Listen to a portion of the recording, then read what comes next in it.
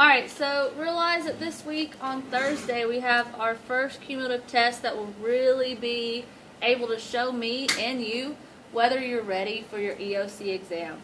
As you can see on the board, today we're reviewing units 1 through 3, which is essentially chapters 1, 2, what we covered in chapter 13 and what we've covered in chapter 15. Tomorrow we'll be covering units 4 through 6 and unit 10, which is chapters 3 through 6 and chapters 10 from your textbook. Wednesday we'll be playing a review game, which will include chapters 7 through 9, which are our most recent chapters from the textbook. So that is unit 6 and 7, which is on the test. And Thursday's test will be cumulative. Now Friday we'll be starting one of our last new chapters. Realize we only have 2 chapters worth of information to cover, and it will take us until spring break to cover those 2 chapters because they are very math heavy. You need to make sure that you understand all the math that we've done thus far. Please remember that there are videos available for each unit on the playlist for that unit on Able Chemistry at YouTube. Now, let's go over. You need to check your own work, make sure you've gotten these answers correct. It does you no good to just be able to guess the sig figs. You have to know the reasoning. So number 1 is shown to have 4 sig figs. It has 4 sig figs because these first 2 zeros do not count. They are not significant. They're only placeholders. That is because of the leading 0 rule. These 3 numbers count because they are numbers and all numbers are significant. The last 0 to the right of the decimal is always significant. So last 0 right of the decimal. On number 2, you should have written that it has 5 sig figs. Now it has 5 sig figs because these last 3 zeros are important.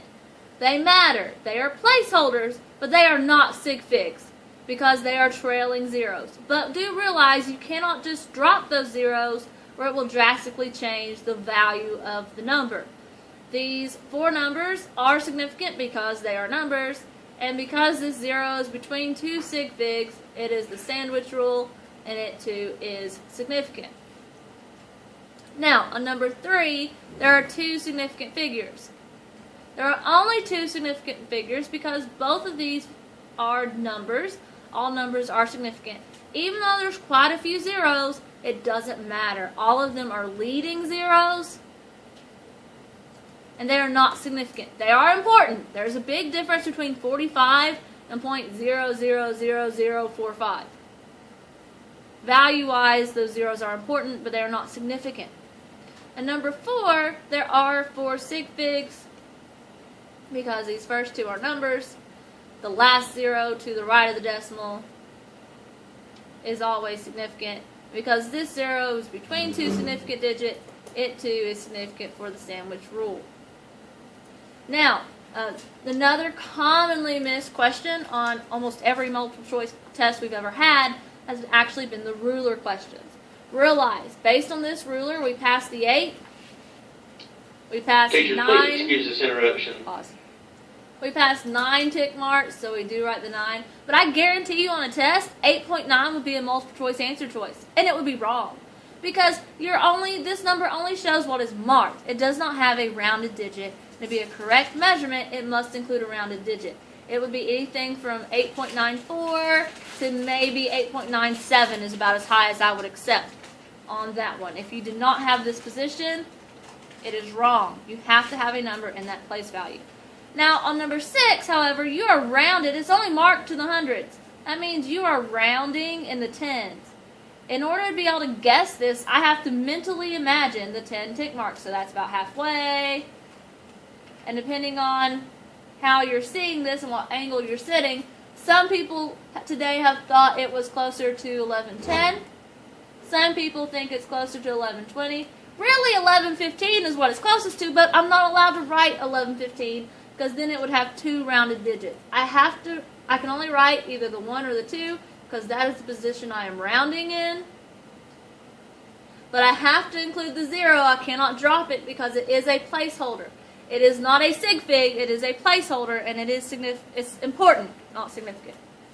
Now, I use a ruler like this on my multiple choice test. Pretty much every cumulative test, people are still missing it because they forget the rules. Even if it's marked In decimal places, you still write what you passed first. So we have 0.02.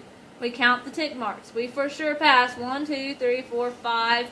Now, this one is a little funny. If you think it is a little in front of the 6, then you'd write to 0.0259 to tell me you think it's right in front of the 6th line. If you think it's dead on, you'd write 0.026. You have to put the 0 to tell me it is dead on.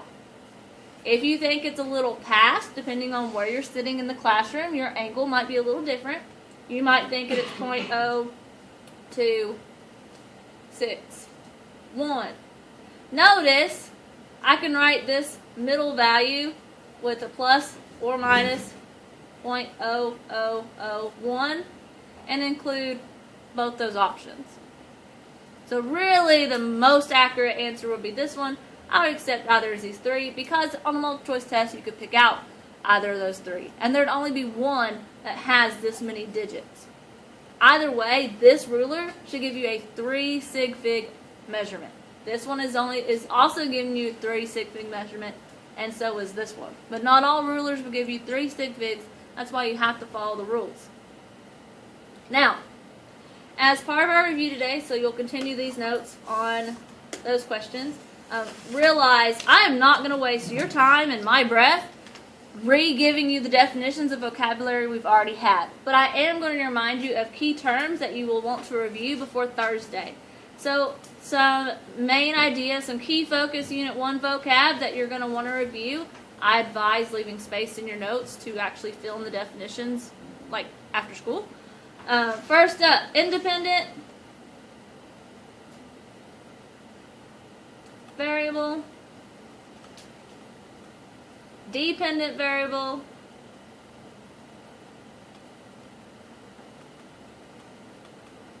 the control variable.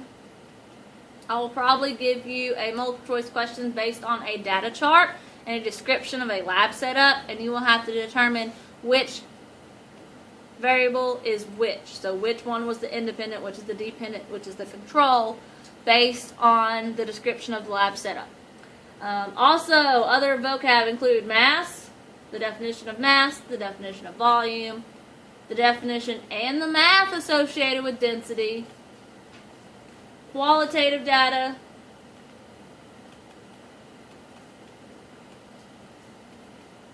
and quantitative data.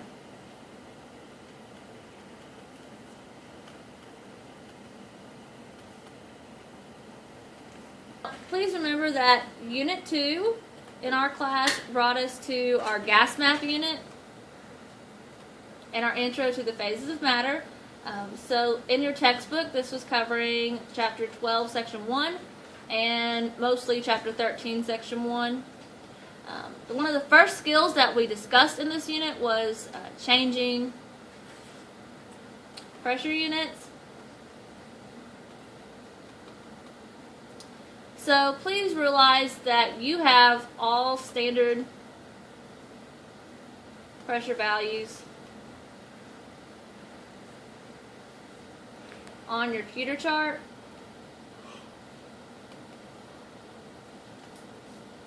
So if you pull up a Teeter chart, you should have highlighted from previous notes this line, the first line of values that's in the unit conversion section of your Teeter chart gives you the standard conversion units for all pressure values. So, how this will relate to a test question, the question may be just as simple as some number like 382.7 kilopascals. And I may just simply ask you how many mmHg, so millimeters of mercury, is that? You would have multiple choice options for the answer, but you would need to do math to calculate it. So the way that this math works, please remember that you always take whatever you're starting with and you would write it out as the starting number for your problem. You'll set up the X in the line for our conversion. So we need to get rid of kilopascals and we want millimeters mercury. So first we would go to our Teeter chart. We would find the value for kilopascals that is equal to standard pressure in millimeters mercury. So the kilopascal number on your cheater chart is 101.3 kPa.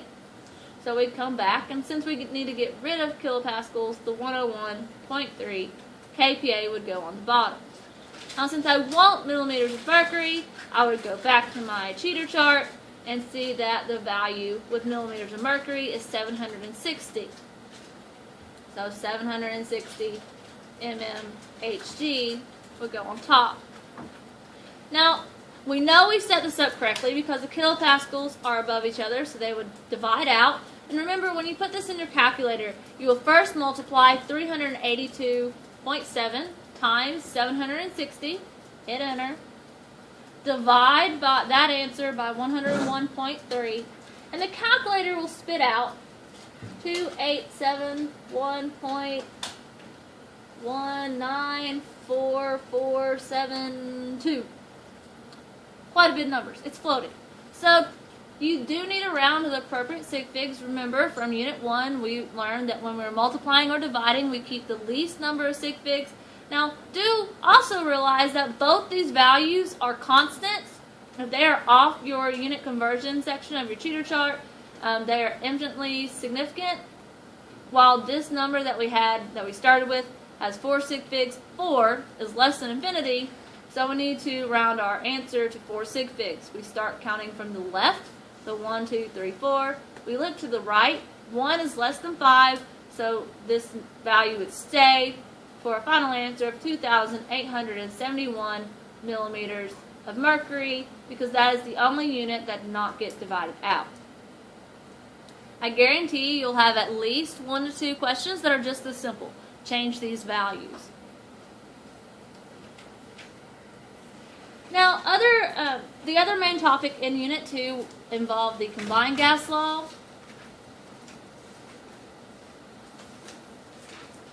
Now, do note the combined gas law is on your cheater chart. It's right there. Hopefully, by this point in your chemistry career, you have added that in the N1 and the N2 underneath. I don't understand why the great state of Tennessee does not include those, but we know that we can change number of particles. So please remember that N equals number of particles, and the unit for N will either be puffs, bobs, something along those lines, or the actual unit is moles.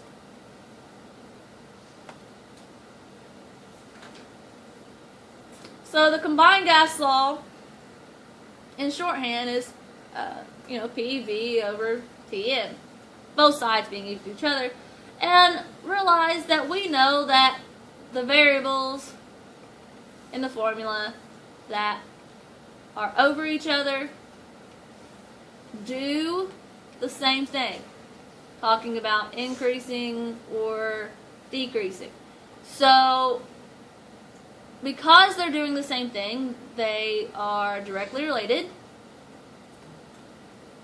which we can also say then that they are proportional.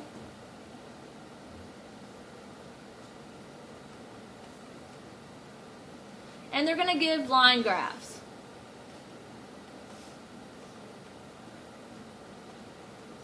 So if I ask you to graph, or which one of these is the graph of, if we have temperature in Kelvin, then it gives a lovely line graph from 0.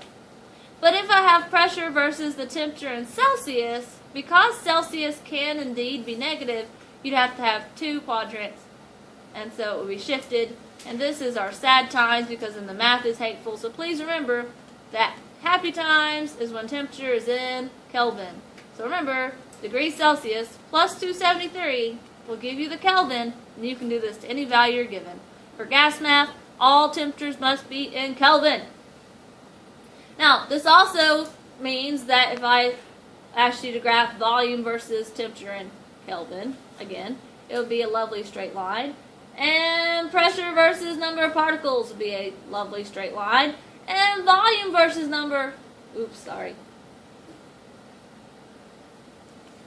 volume versus number of particles would also be a straight line, because they are all directly related. Now realize in each of these sets we are holding the other variables constant. Now, also realize that our other variables, so variables that are beside each other will be doing the opposite because they are inversely related or indirectly. So that means, like, if you're graphing pressure and volume, it's not going to be a line. It is a curve. Or if I happen to be holding pressure and volume constant so that I can observe temperature and number of particles, it would also be a curve. So realize that if I have an increase in pressure, then the volume is going to decrease. They have to do the opposite. If I have a increase in volume, then the pressure will go down. So this gives us two options for our math. So in your textbook on page 984, looking at the supplemental problems for chapter 13, I'm going to do number 1 as an example. Realize, as we read the question says the pressure of air in a 2.25 liter container is 1.20 atmospheres. The first sentence gives us two values. It gives us a 2.25 liters and it gives us a 1.20 atmospheres. You have to be able to realize that liters is going to be a volume, and since it's the first number in the question, it's a V1, a V initial. The 1.20 atmospheres is the initial pressure, is the first pressure given. When you continue reading the question, it says, what is the new pressure if the sample is transferred to a 6.50 liter container? So this would be my V2. They didn't tell me a P2. P2 is my question. It is what I need to find. Now, when we first learned gas laws, this was early in the year, so we learned it with our PVTM box. Please remember that there are additional videos on the PVTM box using this organizational tool to organize your gas math under the Unit 2 playlist. Where I is for initial, F is for final, C is for change. So if we take the values that were given, our initial pressure is 1.20 atmospheres. Our final pressure, we were not told, is what we're solving for. Our initial volume was 2.25 liters, and then the final volume was 6.50 liters. Now realize, if we had temperature values, we could, as long as you only have one box with a question mark, every box can be filled. But do realize that if you have two values, two of the same type of values, like two volumes, they both have to be in the same unit. If they would have given you one of these in milliliters, you would have had to change milliliters to liters or the liter value to milliliters before you put it in the box. And please also remember, all temperatures in our PVTM box must be in Kelvin. But for this particular question, T and N were not needed. So if they don't tell us about it, we assume that they are held constant and we don't have to deal with that side of the box. So when using the box, realize you'll take the column that has numbers in both spots, and from 2.25 to 6.50, the volume increased. Now based on our combined gas law, we see that P and V are beside each other, meaning they will do the opposite. So when volume increases, volume is actually going to make the pressure go down because they're indirectly related. Now please remember, we care about the column that has the question mark in it. So the 1.20 atmospheres will pull out. We'll be multiplying that by the volume. So since volume needs to make pressure go down, then that tells us we're going to be putting the big volume number on the bottom, because when we divide by a large number, then our new answer is going to be smaller than what we started with. So 6.50 is bigger than 2.25, so we'll go on bottom. 2.25 liters will go on top. We'll type in your calculator 1.20 times 2.25, enter. Divide by 6.50, enter. And it will give you a lovely number of 0.415384, etc. So we are multiplying, dividing, and all these were given values. So we will check the sig figs. 1.20 is 3 sig figs, 2.25 is 3 sig figs, 6.50 is also 3 sig figs. So our final answer must also contain 3 sig figs. 1, 2, 3. We look to the right. The 3 is not bigger than 5, so the 5 will stay. So our final answer will be 0.415 ATM. According to our trend, pressure should have decreased. 0.415 is indeed less than 1.20. We know we did this correctly. Now realize you could use this same problem and set it up strictly on math. So from your cheater chart, we know P1 V1 over T1 will equal P2 V2 over T2. You'll quickly see there are no T's, so this is out. So if we take this formula from our cheater chart and plug in the values we are given, we can see, well, our P1 is 1.20 atmospheres. Our V1 was 2.25 liters. Our P2, we don't know, so that is our variable we're solving for. And our V2, following this formula strict, is 6.50 liters. So if we are solving this mathematically, we would have to divide both sides by 6.50 liters to get P2 by itself. And look, mathematically it's the same exact setup as up here. I don't care which way you do it, since it's a multiple choice test, but you have to make sure your math is good. Generally, people don't have problems with this when it's just P's and V's plugging in the math. Where the issue comes in is when you're asked to solve for the temperature. Because temperature is a value from the bottom. You have to remember you're going to have to flip it to get the variable to be a whole number and not a 1 over the variable. So the safest thing is to do both ways, and as long as you get the same answer both ways, you're good. If you didn't, you messed up. But I guarantee you, if you set up the PVTN box every time, you won't get it wrong. Unless you can't push the buttons on the calculator, and that's a personal problem. Now realize that for Unit 3 brings us to the heat math portion. And this brought with it quite a bit of vocabulary. Very important vocabulary. Alright, so our vocabulary, please realize you need to know the definition of energy. You need to know the definition of and specifically the difference between heat and temperature. You need to know what a system is, what the surroundings are. You know what the universe is, not like stars and moons, but in relation to systems and surroundings. You need to know the law of conservation of energy in terms of systems, surroundings, universe. You need to know the difference between endothermic and exothermic. The book version, and in terms of system surroundings. And you need to know the actual definitions for solid, liquid, and gas. I am very upset that we still, in this room, in the honors class even, have people who regularly miss the questions that involve the straight definitions of the phases of matter. You should be ashamed of yourselves.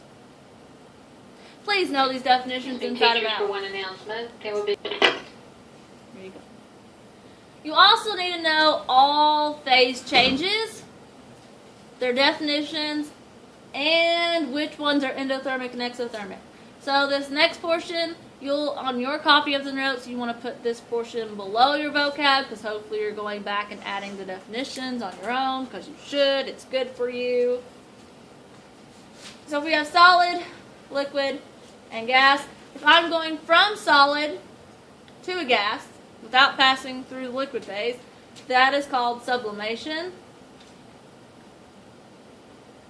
If I go from a gas to a solid, that is deposition. If I'm going from a solid to a liquid, that is melting. If I go from liquid to solid, that is freezing. If I go from liquid to gas, that will be called evaporating. So the liquid is becoming a vapor. And if I'm going from a gas to a liquid, it is condensation, because the gas is becoming more dense to become a liquid. Realize that some things are exothermic and some things are endothermic, and you need to know which of these phase changes are either. Remember, endothermic processes are going to be processes where energy has to be pumped into the system, so the system is being heated. Endothermic processes would include melting, evaporating, and sublimation.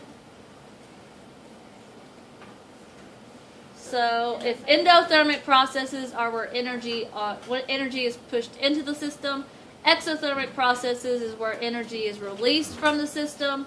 So when it goes from a gas to liquid, energy is released. Liquid to solid, energy is released. And gas to solid, lots of energy is released. Because remember, gas is the highest energy phase, then liquid, and solid. So the math portion of Unit 3 involved essentially one equation that you were asked to solve two ways. For standard students, you will be asked to solve either for Q, using Q equals M delta T CP. Now this straight formula is found on your cheater chart right here. Dun, dun, dun, dun. But it doesn't tell you what the letters mean. So realize you are expected to know what each letter means. You need to know that Q is the heat energy specifically. And this heat energy is in joules, which has a symbol of capital J. You need to know that M is standing for the mass. In grams, with a symbol of a lowercase g. Delta T is really read as change in temperature. And it's essentially found by taking your T final minus your T initial. Excuse me, teachers, one more announcement. So T final minus T initial should be in degrees Celsius. If it's not in degrees Celsius, it can be in Kelvin, because remember, 1 degree Celsius is the same exact size of temperature as 1 Kelvin. So as long as you're both in the same, you're good. And your CP, this is your specific heat capacity of the phase. Because remember, liquid water has a different heat capacity than solid water, which would also have a different heat capacity of a gas water. Specific heat capacity is the number of joules required to heat the substance, 1 gram of the substance, 1 degree Celsius. Now, generally your specific heat capacity is given, and the specific heat capacity of water is indeed given to you. It's right here. This is the specific heat of liquid water. But a lot of times in the question, they'll give, if you're not solving for specific heat, they will give it to you in the question. And you'll know it's specific heat because it'll have those 3 units attached to it. Now, honor students, you can be asked to solve for any variable within this, including T final, or T initial, or M. Standard students will only be asked to either solve for Q, or to solve for the specific heat capacity of a substance, the C value. So realize the units of the specific heat capacity tells you the formula you would need to use. So to find C of the phase, you would take the Q divided by the M times the delta T. So essentially you're going to have your some number of joules divided by some number of grams multiplied by the difference between the T final minus the T initial. So if you're putting this in the calculator, you would do order of operations. So you do inside the parentheses, then you get this number, then you take this